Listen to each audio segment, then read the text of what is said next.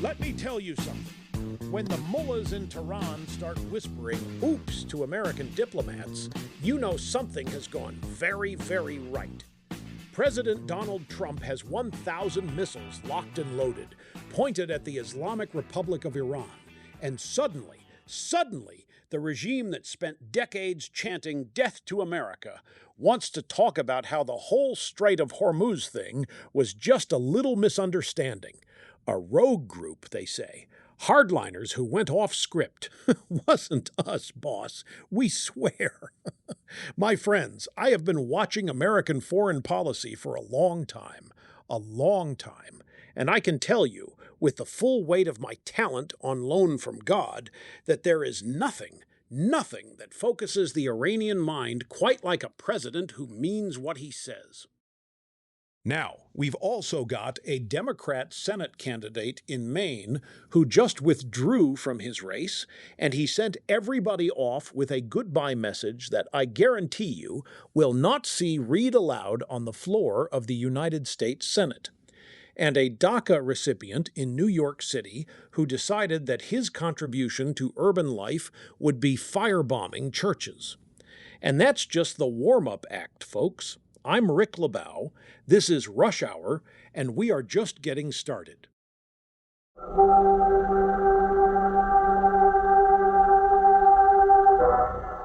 All right, my friends, let's get into it. Let's talk about Iran, because this is the story of the week. Maybe the story of the month, and I don't think it's getting the treatment it deserves anywhere in your drive-by media landscape. Here is where we are. President Trump goes on Truth Social, his preferred instrument for rattling the cages of foreign governments, and God bless him for it, and he declares that 1,000 missiles are locked and loaded.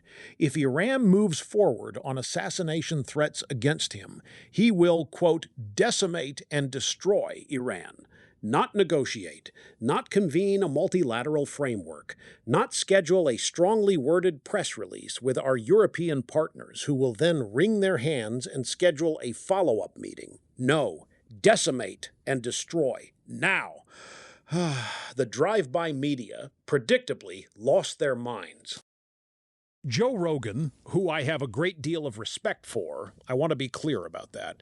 Joe Rogan is out there saying this war is not something conservatives wanted, and he's worried it's going to hand the White House to the Democrats in 2028. And that's a fair concern to raise. I'm not going to dismiss it, but let me offer a different way of looking at this, because I think there's something being missed. What happened in the Strait of Hormuz was an attack on American interests, full stop.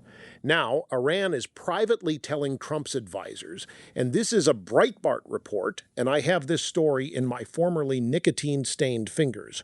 Iran is privately telling Trump's team that the attack was carried out by a rogue hardline faction, not the government proper, and they want to resume negotiations. Let me translate that for you, for those of you in Rio Linda.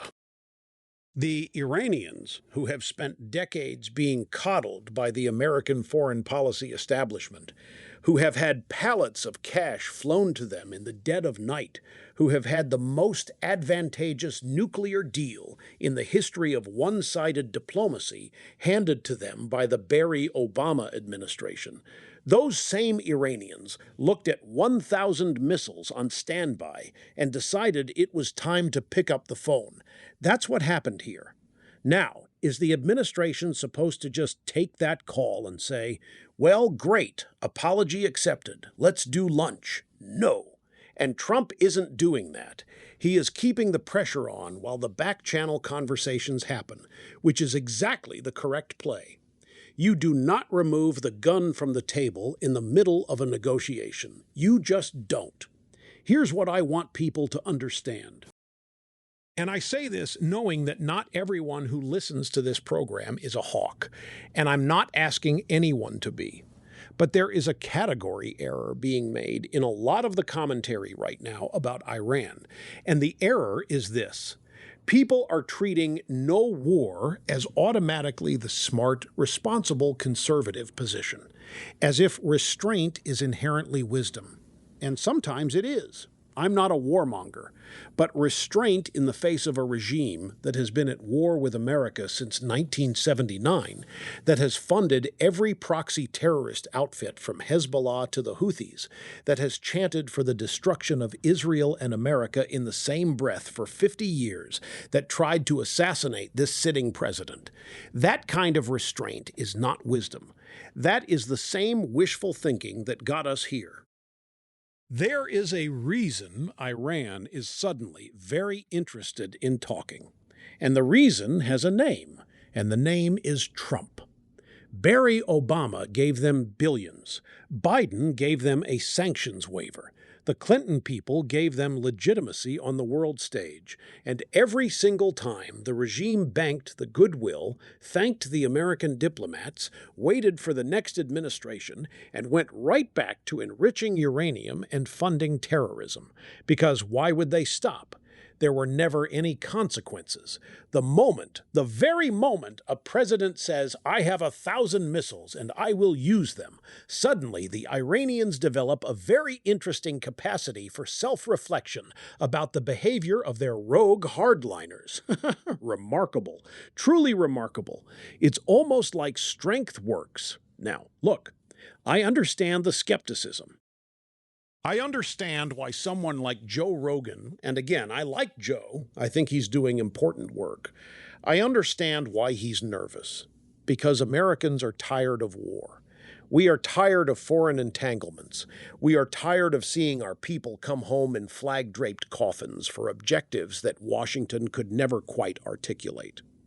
That is a completely legitimate American sentiment, and one I share. But there is a difference between a war of choice launched on false premises and a president making clear to a regime that has been actively plotting his assassination that there will be consequences for that. Those are not the same thing. One is nation-building adventurism, the other is basic national self-preservation. And the mullahs know the difference. What I'm watching here, and I say this with whatever modesty I am capable of mustering, which, as you know, is a very limited supply. What I'm watching is a president using maximum pressure the way it's supposed to be used, not as theater, as leverage. The 1,000 missiles are not a declaration of war. They are the reason we might not have one. Now, the drive-by media wants to frame this as reckless cowboy diplomacy. They want you to imagine some unhinged administration stumbling toward catastrophe. But ask yourself, what was the alternative? The alternative was what we had before. The alternative was Iran conducting operations in the Strait of Hormuz, and the American response being a strongly worded statement from the State Department, followed by months of quiet diplomacy, followed by a new agreement that loosened more sanctions in exchange for promises that weren't kept. We have seen that movie. We know how it ends. And the media that's now pearl-clutching about Trump's Iran posture spent years cheerleading that approach. The same people who thought the Iran nuclear deal was a masterpiece of statesmanship are now very concerned about American aggression. The irony is so thick you could serve it at a state dinner. What I want our listeners to take away from this, and this is the substance of the thing, is that the private Iranian admission about the Strait attack being a mistake is actually a significant development. It means the pressure is working. It means the regime is recalibrating. Now, we should keep our eyes wide open because the Iranians are not stupid and they have been playing the long game in this region for a very long time. They will say whatever they need to say to get the sanctions eased, and then they will go right back to what they do. That is why the missiles stay locked and loaded until there is something real on the table. And that, my friends, is what maximum pressure actually looks like when it's done by someone who actually means it.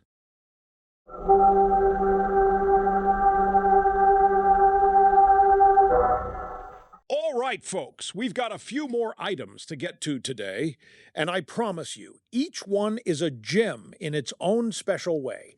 Let's start in Maine, because Maine has given us something truly spectacular this week. Graham Plattner, who was, until recently, the great progressive hope for a Senate seat up there, has officially withdrawn from the race. And he did not go gently into that good night. Oh no. His parting message to the voters of Maine, to the Democratic Party that embraced him, to the national media that fawned over him, his final word was, and I am quoting directly here, "Fuck ICE and free Palestine." I want you to absorb that for a moment. This man was positioned as a serious Senate candidate. The Democrats were excited about him. The media was doing profiles. And his exit statement reads like a protest sign held by a 19-year-old outside a federal building. That's your guy. That was the candidate. Now, Breitbart's Alex Marlow was on his show saying Plattner came across as toxically masculine, and that Democrats thought that meant he was powerful. And I'll tell you, that's a fascinating insight into how the left thinks. They see a guy who acts aggressive and angry, and they think strength, because they've confused a temper with a spine. Big difference, folks. Big difference. The Democrats are now scrambling for a replacement candidate in Maine. My heart breaks for them. It truly does. And the cherry on top is that a rape allegation from a former girlfriend is what ultimately unraveled the whole thing. And Saturday Night Live, which is on its summer break, will not be doing a single sketch about it. Now, if this were a Republican candidate who withdrew from a race after a rape allegation and signed off by cursing at law enforcement, that would be the cold open on every late-night show in America, starting the next evening. They'd have had a special episode. We interrupt our summer hiatus to bring you this important comedic service. But since it's a Democrat, the comedy industry will treat it the way they treat most Democrat scandals, like it happened in a foreign country they've never visited. Moving on. DACA. The program that was sold to us, you will recall, as protecting the best and brightest, the young people brought here through no fault of their own, the dreamers who were going to be doctors and engineers and contribute to the great American tapestry. A recipient of that program, a man from Guyana living in Queens, has been arrested for attempting to firebomb churches and businesses in New York City. Now, I will say what the drive-by media will not say. The allegation is that this man attempted to firebomb churches in New York City. And I want you to notice how quickly the word DACA disappears from the coverage when the crime is something like this. When a DACA recipient is valedictorian somewhere, the headline has DACA in it. When a DACA recipient is accused of firebombing churches, suddenly it's just a Queens man, and you have to dig several paragraphs in to find the immigration status. That is not an accident. That is a deliberate editorial choice made by people who have decided that the immigration narrative must be protected at all costs, including the cost of honest reporting. And the people who suffer for that choice are the Americans in those communities who deserve to know the truth. Nobody is saying that every DACA recipient is a criminal. That's not the argument. The argument is that the program was sold with promises about careful vetting and the character of those it protected. And every single time something like this happens, the media works overtime to make sure you don't connect those dots. That's the issue. Now, one more for you. New York City, teen gun violence. NYPD data shows that juvenile shooting arrests have gone up 133%, 133% over 9 years, and the data traces it directly to a law passed in Albany that essentially told young offenders they could operate without serious consequences. And you know what's not happening? Nobody in Albany is standing up and saying, well, we tried the soft approach and the kids are shooting each other at double the rate, so maybe it's time to revisit our theory. That is not happening. You know why? Because in the liberal mind, the policy is never wrong. The data is wrong. The cops are wrong. The communities experiencing the violence are wrong. The policy is always right because the policy came from the right intentions, and in the liberal worldview, intentions are the whole ballgame. Reality doesn't get a vote. It is the soft bigotry of low expectations dressed up as criminal justice reform, and the people paying the price are the kids in these neighborhoods, not the legislators in Albany who went home to their safe districts feeling very good about themselves. New York City has been here before. They fixed it once. They know what works. And every time they implement what works, the left screams that it's racist. And every time they implement what the left wants, the body count goes up. And somehow the lesson is never learned.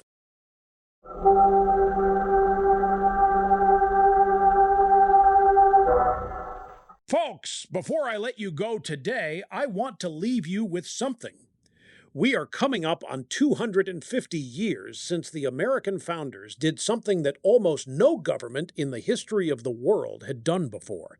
They sat down, they cataloged every abuse, they named the offenders, they made their case in writing for all the world to see, that power must answer to the people or it is not legitimate.